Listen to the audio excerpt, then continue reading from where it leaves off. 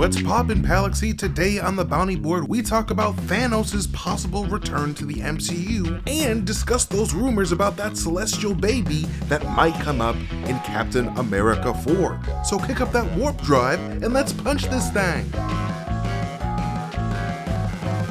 Hello everybody and welcome back to the Guardians of the Palaxy podcast. We are so glad you are here. My name is MT and I'm here today with my amazing friends Whitney Van Laningham and Tommy Bechtold. What's going on, gang? We're here today. I'm here, no way. I'm here, let's play. That was not even scripted. We're just singing. Guys, I'm so glad to be back. You guys absolutely crushed your Moon Girl and Devil Dinosaur content while I was at the Royal Rumble in beautiful Tampa, Florida. I was watching Beaming with Pride. You guys are so talented. Sometimes I wonder how I even get the link to this Zencaster recording. Nah, dude, we missed you, man. Oh man, Ben was just so fun and he was so nice. Like we gotta have him back. We'll have him back. I gotta interact with him. Yes, Ben is like the chillest dude. He's so sweet. I really, really enjoyed talking to him. He was fun. Well, guys, yes. This is a bit of a tea show, a Tommy show. We got some tea categories to talk about. Testosterone. Okay. Yeah. Or treachery. Or Tinseltown. Hey. This is the Benedict Arnold episode. That's right. Testosterone and treachery. All you have to do is have me record at this time of day, at the end of a long work day, and I'm going to be punchy, Mr. Big Sauce, Drippy Tommy himself. I'm ready to rock. Guys. What does that mean? I am. It means I haven't had a drink of alcohol in 14 days, and I'm losing it. I'm on edge. I got health issues, but we're working on them. Dry end of January. Neat. Yeah, I'm doing a dry President's Day, like from. Hell yeah! I'm doing a dry President's I'm doing Day. dry MLK to President's Day. That's. I only can do national. I can only do bank holidays. That's the only time I can keep sober. But from President's Day to St. Patrick's Day, I will be drunk every morning. Okay, so. You guys, I figured the best way for this episode to work, because I'm catching up. I'm catching up on the world of the nerddom, the internet, what's going on. I have some questions, and I know you guys have answers because I talked to you off screen. So if you will please indulge me, the appetizer, I want to talk about Little Island, Little Ocean Baby, and then, of course, we're going to talk about the big T, Thanos, later on in the episode. And I think we all have some theories. I would call them out there theories. I would call them unorthodox theories. I would call them mutinous theories. I would even say they're rambunctious theories. We're going to do some theorizing, but first, somebody tell me what the heck is going on with Tiamut. There's Tiamut in the news. I don't know. I love that little sweet baby celestial poking his hand out of the ocean. What's going on with him? So fresh, so recently unborn. Yes. He is still in there. So recently unborn. Yep. And not so recently, because I don't know why the Eternals literally just feels like an eternity ago. Yeah. Like that's why it's called the Eternals, because it feels like 9 years have passed since that movie came out, but it was not actually that long ago. Wait, you could tell me what year did Eternals come out? Because my guess would be 2017. Is that wrong? That is so wrong. I think it's like 2021. No way. Yeah. No. Yeah, no, 2017. No, like I'm not joking. Pull my card. That was like before Infinity War. Yeah, it came out before Infinity War. I'm sorry, you guys. I'm sorry. Take my Burt's Beeswax as penance. Take my Bucky's cup. Not a sponsor, but they could be. All right, so what's going on with Tiamut? Okay, so last we saw of him, I think was in She-Hulk, right? Because that was like the last time, the little computer little article. tiny Easter egg where it was like the conspiracy theory article on Jennifer Walters' computer. She was reading up. I too love a good true crime theory, and Tiamut is the truest crime we have in the MCU right now. Tiamut is the biggest abomination we have. A dead body in the planet. Disgusting. The biggest, baldest baby abomination. Big bald baby abomination. Big bald baby abomination. That's hard. That's Big bald baby abomination. Big bald baby abomination. That's what I call Kai. Yeah. Anyway. That's what everyone should call Caillou. How dare you? Caillou's the worst. That's what I call Joe Rogan. Oh, yeah. Oh, yeah. It's so That's whack. Why can't he just stick to Fear? Why couldn't he just stick to Fear Factor? Bro, I freaking love Fear Factor so much. Fear Factor freaking rules. That is such a good show. And the downfall of man. Anyways, Tiamut. Let's gotta get back on track. So there was a recent confirmation that we will learn about Tiamut from Harrison Ford and Sam Wilson. Oh, I'm not. Yeah, that's where we're gonna learn. Is this part of the rewrites? Is this what? Because I've heard for all over the corners of the internet that this movie is being rewritten, or there are rewrites and reshoots. The Serpent Society is now out, which is devastating to me because I did hear that my favorite wrestler Seth Rollins was set to play a member of the Serpent Society, and now Seth Rollins is no longer serpenting. Sadly. No longer serpenting. Seth Rollins, sadly, sans Serpent Society. Damn, this is a tongue twister episode, you guys. Yeah. Wait, so was that actually confirmed, or was it like a rumor? Like it's rumored. It's heavily rumored. Okay, it's not. Nothing is confirmed because there was also rumors of some of the characters getting cut out of the movie, newer characters. So I don't think anybody really knows anything. And because of the strike and because of some recent creative, obviously shuffling, it's been kind of quiet, it feels like, on the Marvel front in terms of what's next to come. Obviously they have a huge situation to figure out parting ways with Jonathan Majors, and everything right now appears to be firmly in the speculation column. I am excited because as much as you can say what you want about Eternals, there were parts of that movie I really enjoyed. I was fascinated that there was going to be a celestial just having emerged in the ocean, and the fact that it has been barely acknowledged to me is so frustrating. It's weird. It's so frustrating, because how would they? I'm pretty sure that we saw it. Was this a fever dream? Tell me if I'm wrong. Tell me if I just imagined this. Didn't we see? Wasn't another Easter egg somewhere? I can't remember where. If it was like Ms. Marvel, I don't think it was She-Hulk because that was the only one in She-Hulk, I think. But the one where didn't somebody have a Twitter account for Tiamut updates set up? Wasn't that an Easter egg somewhere? Kamala Khan had a Tiamut link in Ms. Marvel. I thought there was I think that there was something in Ms. Marvel too. Guys, I'm so sorry. Guys, call in if you know. Before the episode. Yeah, call in if you know. I should have Googled this before. You're about to Mandela effect everybody. So here's the description we have, right? And this is kind of where my questions start to pop up. So from MCU News and Updates, it says Tiamut is confirmed to be a main plot in Captain America Brave New World and Thunderbolts films.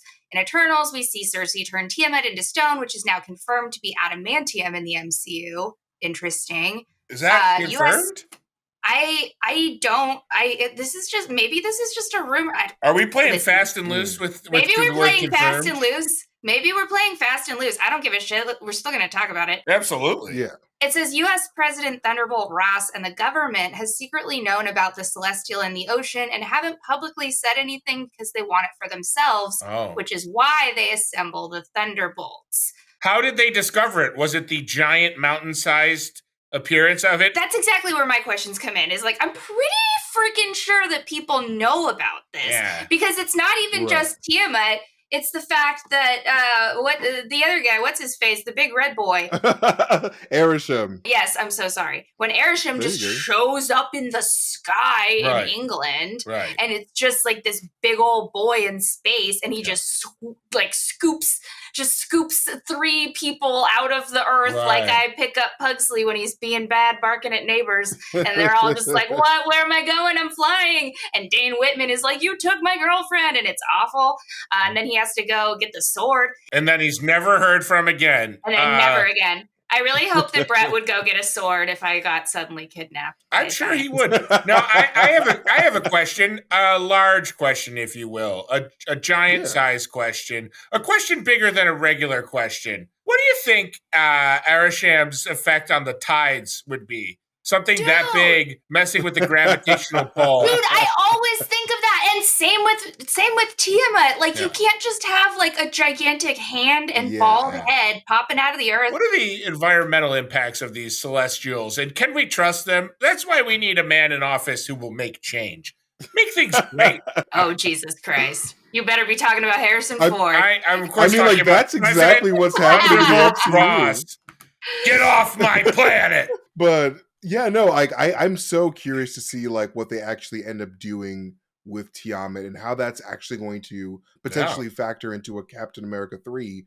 Because like I feel like a big reason why, a potential reason why people haven't really been talking about Tiamut is because of damage control. Like, this is my weird theory. But like because damage control has access to Mysterio's and Stark's machines, the projection machines. Sure. And like they're that's interesting. They're probably like making it invisible so like they can work on it behind the scenes and like hide it from people. That makes the most sense, is that it's literally being hidden in plain sight. Makes sense to me. Right. I mean, there's all sorts of... How do you hide the resulting tsunamis, Tommy? Well, that's why they call me Tommy Tsunami. There's a machine that eats the waves. The waves, they eat the waves. The waves are their money. The waves are their money. They splashed all over the beach and all over. Up but not out. They've never seen so many waves as this. Underground has have as much waves as this. That was the night that Tommy Tsunami ate the waves. Oh, niche Tim Robinson references for our Robinson heads here. All right. So where are Tim heads at? Keep your eyes peeled for a giant celestial baby in the ocean in an upcoming MCU project, is what I'm hearing here, guys. Am I caught up? Am I good? Yeah, pretty much. And I do think that it is like really, really believable just based on like the world, because people like, nobody listens to conspiracy theorists. Like, that's just kind of the truth. And so I bet that like, what if like the damage control has like hidden it, I bet that they're just making all these conspiracy theorists look like nut jobs, And so I bet that like the reason why we haven't heard too much about it maybe is because it's only like fringe groups that are like coming out with the truth. Like, that's why like there's just like a little She-Hulk article about it, and it's not being talked about 24/7. Because if there was a big giant Earth baby, I would not shut up about it. I haven't shut up about it for like 3 years. I'm constantly wondering about this guy, and he's not even actually on my planet. This has been a point of contention for you. I will recognize that. I know. I think about him a lot. But no, I definitely feel like this is why entities like Sword and Damage Control exist. Is to, keep the public from panicking from like all the weird extraterrestrial cosmic stuff that comes onto the scene. I feel like there's a big reason for them to hide Tiamut, because like as we saw from like Eternals, the Eternals like have a very special power within them. And I feel like Tiamut is just filled with all that Eternals juice inside. So like whatever like rock this Tiamut is made out of, like that's going to be some really valuable like stuff. Like people are going to want to like use it for science or like, whatever the hell. Cause like it's I mean, like having this in the ocean. That shit like it's vibranium, baby.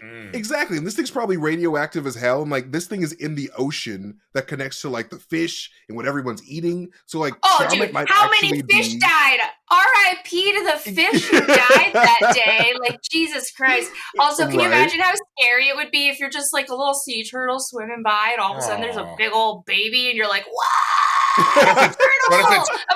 I didn't expect this. But no, like I feel like the emergence of Tiamut could potentially maybe explain the rise of more mutated like people or more superpowered people in the world, because like you just have this person that's like irradiating the planet. I don't know. This is like a weird theory, but like I feel like that could be a reason why it's going to factor into Cap 4, because like something like that could drastically create a brave new world. It's like you're making a new world of superhumans that what's his face, the leader. Like the leader was all about trying to enhance humanity in the first Hulk movie. He's like, man, if we can just get this Hulk blood, we can eradicate sicknesses and all this stuff. And now we have this like good celestial thing that could have the secrets to healing humanity and advancing humanity.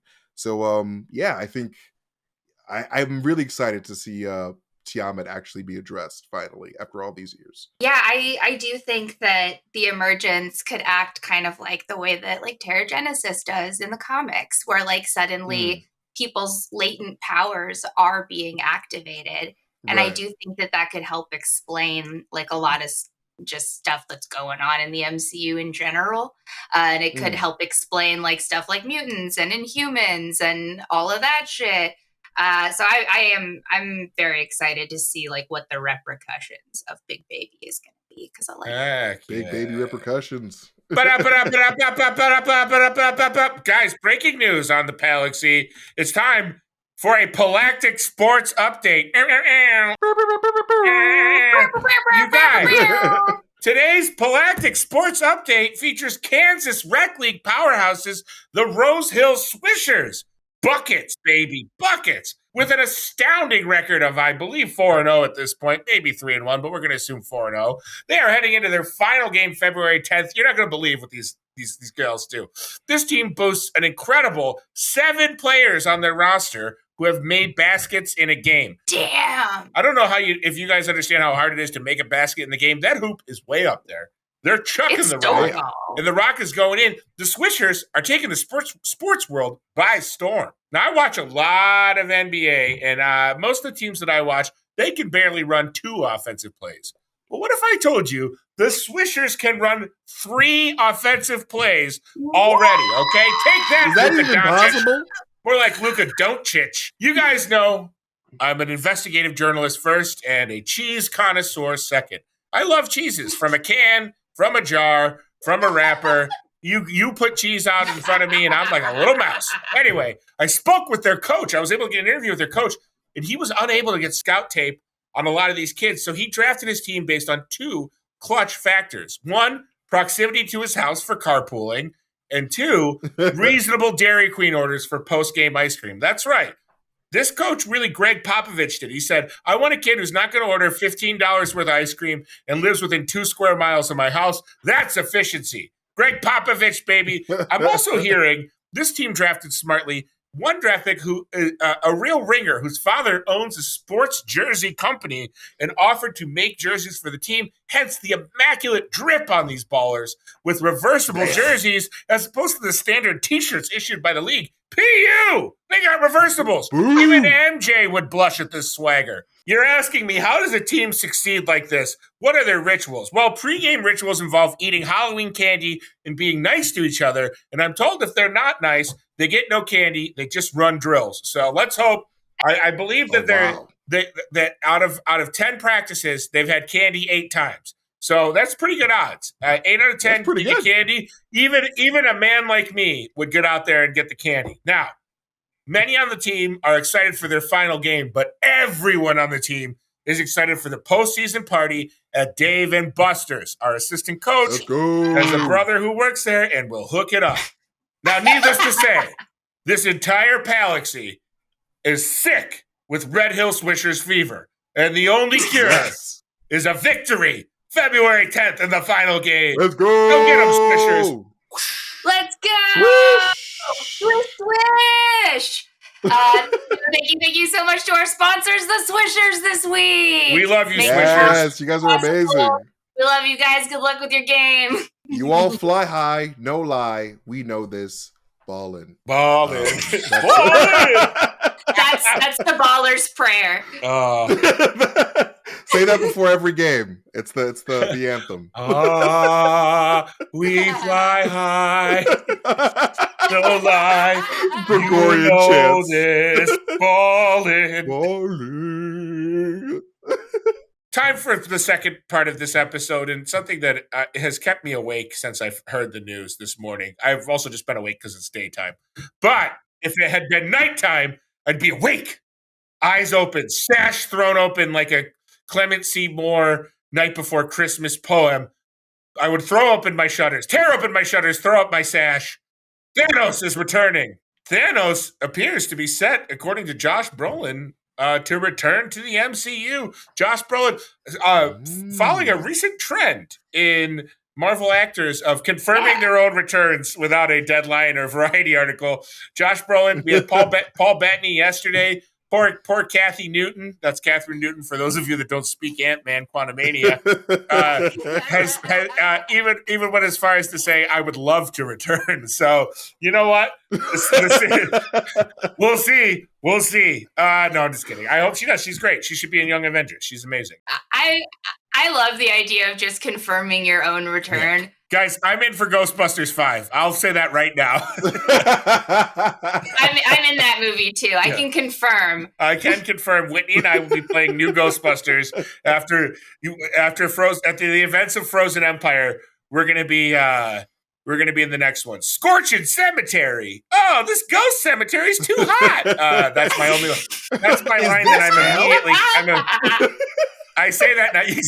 That's Whitney's line, and then we're immediately killed. Is this hell? And then we die instantly. Then we die. And then we go to hell. All right. How the hell is Thanos coming back? That's the question, you know. The multiverse, I guess. That's exactly the thing. Like the most reasonable explanation is that like Secret Wars is coming, so like everyone we know is gonna come back. Mm-hmm. So like Thanos might be amongst those coming back. So Josh Brolin would have to return.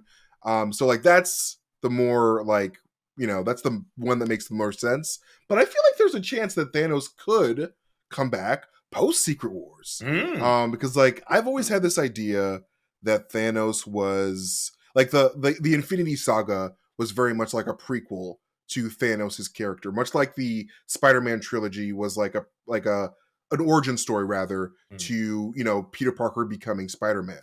So like I think that Thanos dying could be opening a window for Thanos to have a relationship with Death, so that like when he comes back, he's like, "Oh no, I love Death. Like that's my girlfriend, like in the comics, his paramour."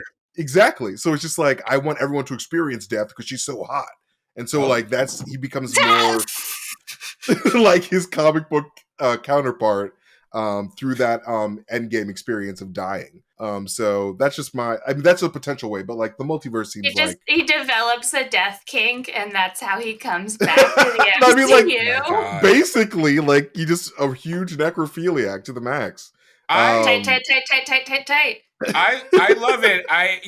It's kind of tough because with the world of Loki and the TVA, like obviously we got the Thanos copter in. I totally forgot about that. In the Void. So we know that there are variant Thanoses that went wild. That just went buck wild with the ideas. Like they were helicopter. Great. They went loose. And then isn't there like a kid? Isn't there a comic where there's like a kid named Dave or something like that Thanos just makes it a point to ruin his life on his birthday every year? It's true. Yes. It's so funny. Sure that's a real comic, or are you just fucking with us, Tommy? No, like I think that's actually canon. I think it's a real thing. There's a kid that Thanos. He just tortures a kid. It's like he tortures him into adulthood. Like he just ruins every year on his birthday. He does something horrible to it. That sucks. Yeah. What does he have against Dave? Well, I don't know if you remember Thanos as a character. He's awful. I totally I think that's one of my favorite Thanos facts is that like he just picked one random person to just hate. It's David. I was right. Oh my God. It's David. Happy birthday. Oh my God. On his 16th birthday, Thanos texts David's girlfriend a horrible thing and gets her to break up with him. Like sometimes it's that much. Oh my God. On another day, he explodes his school.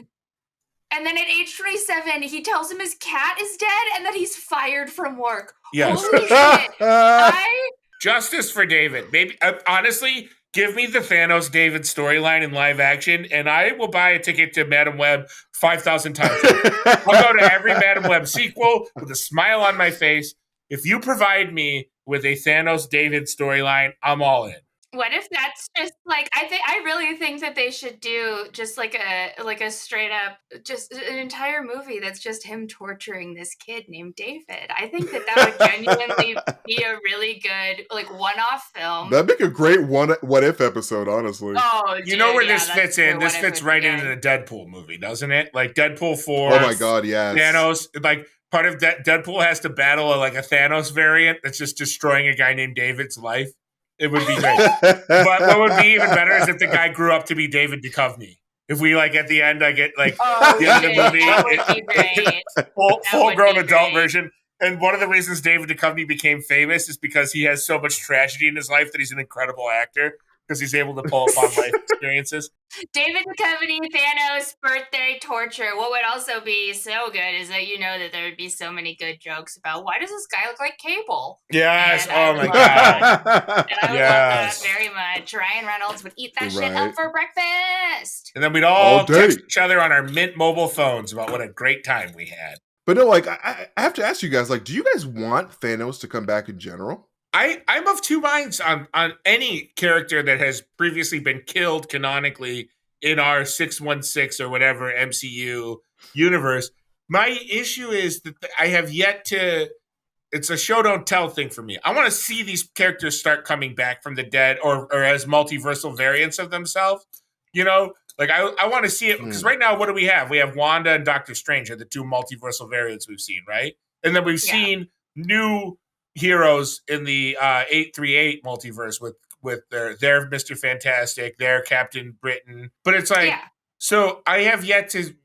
I think I don't want to say I reserve judgment, but I need to kind of see it first. Like I don't have a problem with it because it's intuitive to a multiverse, so it has to happen. Eventually, we have to start getting multiversal variants of these characters, but like they've been dragging their heels so long on bringing like actual meaningful multiversal beings outside of Wanda and Stephen Strange. Like we don't have a Thor multiversal variant. We don't have a multiversal Hulk variant or whatever. It's like, so I think until outside of What If, outside of What If. I'm sorry. What If handles all of that, but what if is really our only thing, and that's animated. And I'm sorry, I love animation, but it's like I want to see it. I want to see the actors playing different versions of themselves and see if they can cut the mustard for me as a viewer. Yeah. Oh no, I agree. Yeah. I also, it's the same thing for me where it's like, if they do it right, hell yeah, I'm fully in. Let's jump in there, both feet first, buckaroo. Let's go, slugger. But if it's bad, then I don't want it. I agree. I think that's a reasonable take. That's a pretty reasonable take. I don't think anyone would hear that and be like, yeah, well, no, you should like it if it's bad because they already said it's going to happen. That's like, that's what they did to us with Morbius. No offense, Morbius. Great film. Great movie to put on in the background. Great film for who, Tommy? I don't know. There's got to be someone out there that movie's for, right? Yeah, the movie had to have been for someone. Wait, so like I have this really random thought because like I've always had this theory that not all of the members of the Black Order are dead. I feel like you remember Ebony Maw in Infinity War, how like he got like sucked out into that hole, into space. We didn't technically confirm if he died because like this dude is an alien. Yeah, you can get sucked into a hole if you want to. You don't have to stay. You don't have to stay away from getting sucked into a hole. Anybody can. You can do that. Maybe it's alive. Let me tell you. Anybody can get sucked into a hole. I mean, most human beings like that would kill most human beings. But like we see in the MCU that beings like Thor and like, just other beings in general can survive in space. And so like, I feel like he can survive in the blackness of space and like so like he could probably find a way to bring Thanos back is what I'm saying. Because like he's like a super like loyal servant. So it's like he could probably use his weird magic powers. Like, all right, hibbity dibbity, here comes Thanos, and now he's hibbity dibbity. I'll let Ebony Maw do a little hibbity dibbity and bring Thanos back, but only if he comes back like Groot, where he starts over as baby Thanos, and we have to take care of and raise baby Thanos into. There is a great baby Thanos like arc. I think it's the Punisher. That like has to watch Baby Thanos or something like that. But like it's a really great little Baby Thanos thing. Pals, I feel educated. I feel hydrated. I drink this whole Buc-ee's cup, and you know what that means. Ooh. Baby boy gotta pee. So is there any lead in there? Better not be lead in there. Oh boy. Yeah, better not be lead in there. Is there lead in the Buc-ee's cups? No, I think it's only the Stanley cups. It's only the Stanley cups. You're I can't afford that. This is Buc-ee's. It's a knockoff. It's a Brantley's. I want to plug a very special event I have coming up, and I will be linking in all of my socials. May 16th, I will be doing a large benefit show at the Carlson Comedy Club in our Kevin Meaney space, all to benefit Christopher's Challenge, a charity near and dear to my heart, which helps register people between the ages of 18 and 55 in the National Bone Marrow Registry. Hell yeah. Bone marrow registry, bone marrow donors, it's one of the most effective ways to save a person's life for certain types of cancer if you have a bone marrow match, and nothing is more helpful than getting more people on the registry. So tickets will be available for the show. There'll be prizes, there'll be raffles, there'll be games, there'll be comedy. I'll have a link. May 16th, save the date, baby. What do you guys got cooking? I've just been watching a lot of Avatar: The Last Airbender, a lot of Fear Factor. I've been binging Fear Factor because I like watching Big Bald Baby Man? Yes, with Big Bald Baby Man, the early days. Yes. The prequel before the darkness came. Yes. Oh shit. And real quick, before we sign off, signal boost for a new cool show that I just started watching yesterday. Mr. and Mrs. Smith. It is Donald Glover and Maya Erskine. Yeah. It is, I am so horned up, y'all. It is the horniest show I've ever seen in my life, but it's also really good, and everyone should watch it. It's really good. Well, if you want to get horned up, like everyone else, I'm going to use that terminology now. I'm like, yo, I'm all horned up right now. What are you talking about? All horned up, baby. You know what? All horned up. The truth is, I'm always horned up.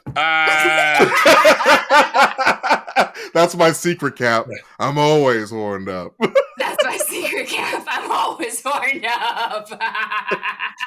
That's all I got for now. I love you all. We love you. We'll see you later. Yes, thank you guys for stopping by. We love you guys so much. Thanks for being a pal. Thank you for being a pal. Oh my God. One day we should just open like that. Just do a whole golden curve. Thank you for being a pal.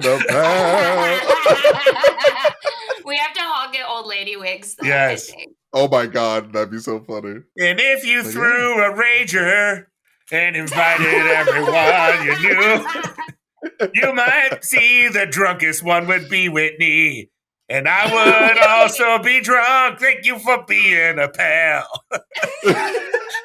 I'll be the designated driver. I'm the DD.